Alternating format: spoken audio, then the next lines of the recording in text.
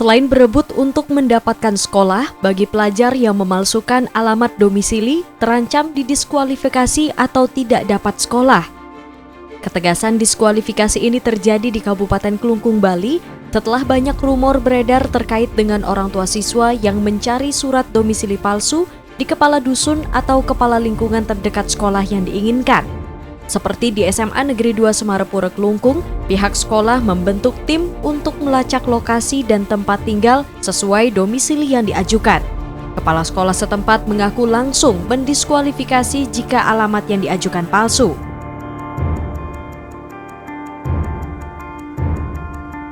Kendala lain yang dirasakan dalam PPDB 2019 adalah sistem zonasi yang memberatkan pihak sekolah. Seperti SMP Negeri 3 Payangan Gianyar yang justru mengalami penurunan jumlah siswa. Jumlah siswanya kini hanya berjumlah 90 orang. Hal tersebut karena lokasi sekolah yang berada di perbatasan utara wilayah Gianyar dan Kabupaten Bangli, serta kendala transportasi yang masih belum memadai. Selain itu, banyak siswa berprestasi yang mendaftar di sekolah favorit. Meski demikian, sekolah yang beroperasional sejak 2013 lalu ini tetap berupaya memberlakukan sistem belajar mengajar yang setara, penyediaan tenaga guru, fasilitas, dan juga kegiatan tambahan bagi pelajar. Sementara itu, Dinas Pendidikan Kabupaten Jembrana mengumpulkan ratusan kepala sekolah SD dan SMP se-Kabupaten Jembrana guna membahas mengenai permasalahan dalam penerimaan siswa baru, serta mengantisipasi aksi pungli dan kekerasan pada siswa saat penerimaan siswa baru. Dalam pertemuan ini, Dinas Pendidikan Kabupaten Jembrana mendapatkan keluhan dari beberapa kepala sekolah dasar di Kabupaten Jembrana yang mengeluh minimnya mendapatkan siswa baru hingga penutupan pendaftaran siswa baru yang berakhir pada tanggal 29 Juni 2019 kemarin. Terkait hal ini, Kepala Bidang Pendidikan Dasar Dinas Pendidikan Kabupaten Jembrana, Inyoman Wenten, seizin Kepala Dinas Pendidikan Jembrana mengaku sesuai dengan Permendikbud 51 tahun 2018 dan Permendikbud 20 tahun 2019 tentang proses penerimaan siswa baru, Dinas Pendidikan memiliki hak untuk mendistribusikan siswa dan memastikan peserta didik mendapatkan layanan pendidikan. Dinas Pendidikan Kabupaten Jembrana dalam kesempatan ini juga menekankan secara tegas kepada semua sekolah untuk tidak melakukan pungli dan kekerasan terhadap siswa baru. Sanksi tegas akan diberikan jika ada sekolah yang melanggar peraturan tersebut. Sementara itu, pengamat pendidikan Putu Rumawan Salain mengungkapkan bahwa ada dua masalah mendasar terkait kisruhnya penerimaan peserta didik baru sejak dicanangkan 2017 lalu.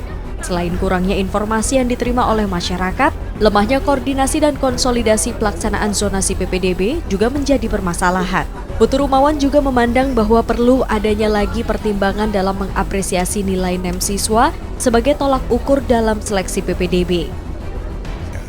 Karena angka sakti 90% itu penerimaan berdasarkan zonasi itu ditimpali dengan 5% perpindahan dan 5% prestasi itu dicermati dengan berbagai cara. Karena tampaknya akan ada masalah karena irisan lokasi sekolah dengan sekolah satu dan yang lainnya baik di tingkat SMP maupun sampai SMA dan SMK itu ada yang tumpang tindih.